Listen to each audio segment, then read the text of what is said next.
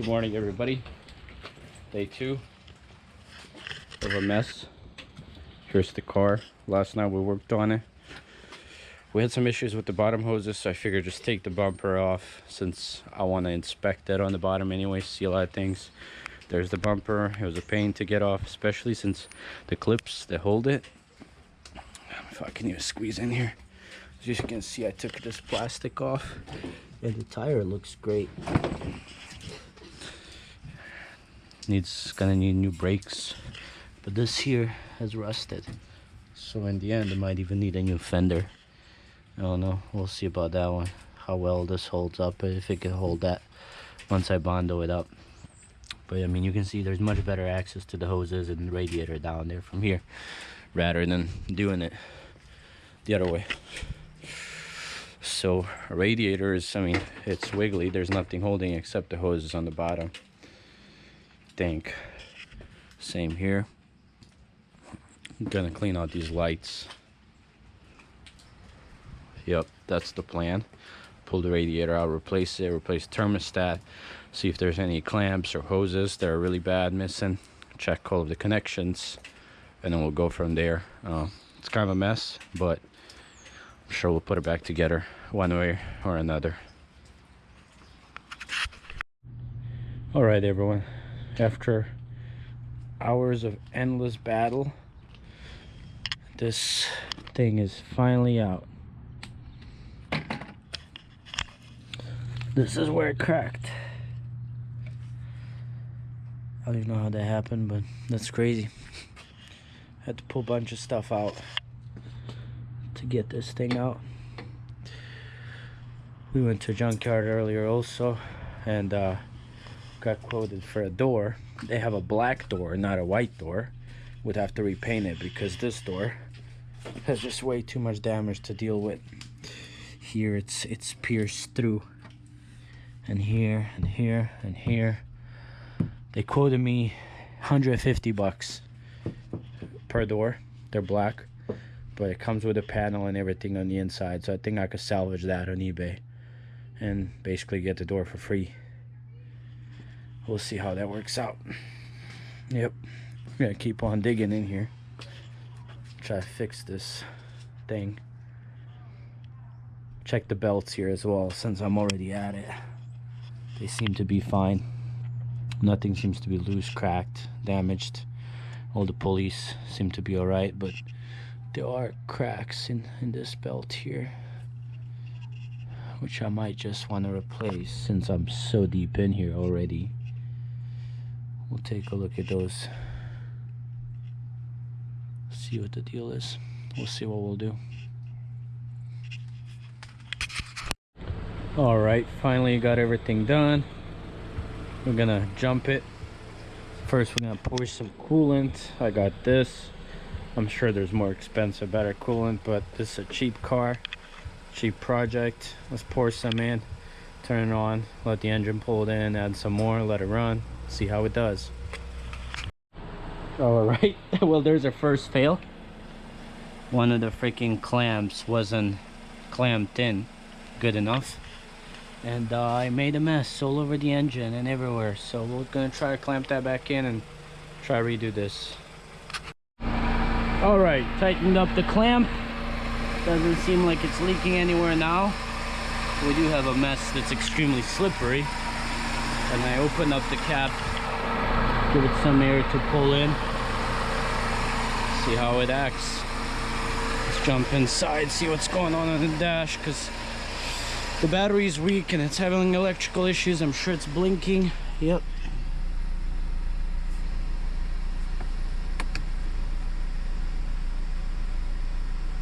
I'm gonna have to sort out what's going on with this. If anybody knows, let me know.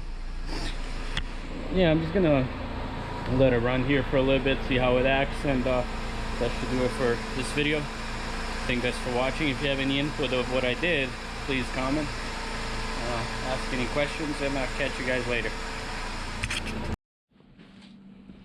Hello everybody, good afternoon I suppose. Today is Saturday, it's raining, weather's kind of crappy, it got cold, we're supposed to get snow. More importantly, what we're trying to do here is clean up the floor because one of the transmission oil lines busted, and yeah, made this mess. So we're trying to collect that. The goal for today is to put a new battery, change the oil, turn it on, see what's going on with it, and see if that battery is getting drained. To my understanding, the rear SAM probably needs to be reprogrammed, which costs probably quite a bit of money. So what's probably gonna have to do is I'll find another rear SAM at the junkyard for the same car and see if I can get lucky just replacing it that way. So we'll see. So we're gonna clean this up, do the oil, throw a new battery, and jump it up, and catch you guys then. All right, a little bit of an update here. Finally got the right wrench, adapter, whatever you call this, for this filter here. On the bottom, well, you can't see it, all of the oil finally drained out. We're gonna pull this here in front of the filter in case this oil comes out, but yeah, we're gonna replace that, pour some oil, replace that battery, and then get it started. All right, oil change done, battery's connected. Let's see if it'll start.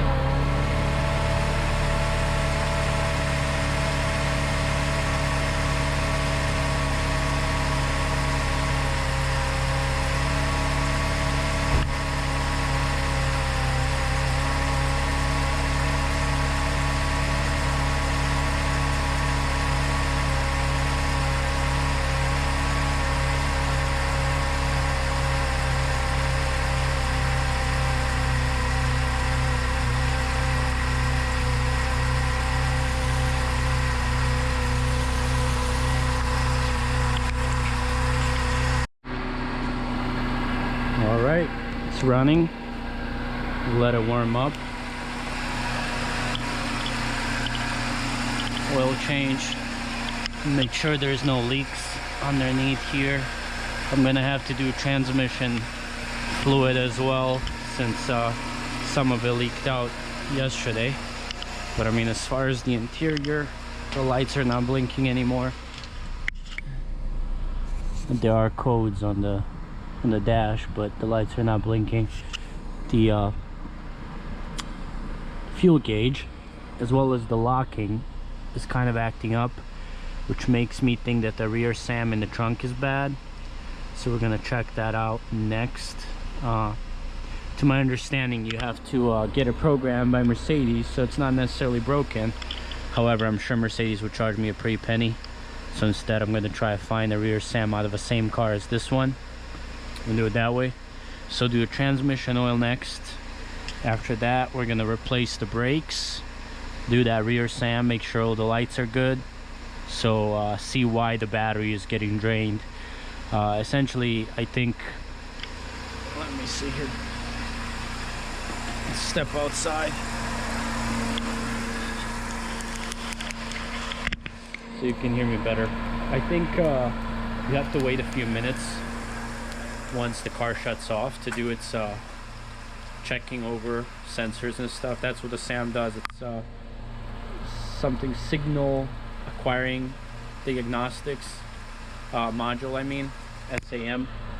But yeah, I'm gonna shut the car off once it's done running and unplug the battery so it doesn't drain, and I'm gonna do some research on that module, hopefully get that one, do the tranny flush, brakes, and we should be able to drive it. As far as anything else, that's just cosmetic. Just somewhere in this ugly hoodie. I got it dirty the first day, so I figured might as well keep wearing it on the floor. Yeah, catch you guys later in the next one. Good morning, everybody. Welcome to the mess of a Mercedes. So today we're gonna be trying to do some work. Squeeze in here. We have a bunch of stuff in the garage. It's unlocked. So what I found out is, after being on the road for a few days and coming back home, is that the battery has drained, and I have figured out what is draining the battery.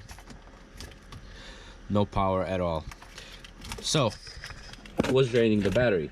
What's draining the battery is a seat module, actually, that stays consistently on even though the car is off. So basically, over time in these older Mercedes, these seat modules go bad, and there's constant power, and I don't know, there's like two modes. There's a mode where when you turn the key to on ignition, it turns them on and you can move them, and then there's another mode that they stay constantly on while you're driving, or whatever the case. And when they go bad, they actually what's it called, they stay on all the time and they drain your battery. They're pulling constant power.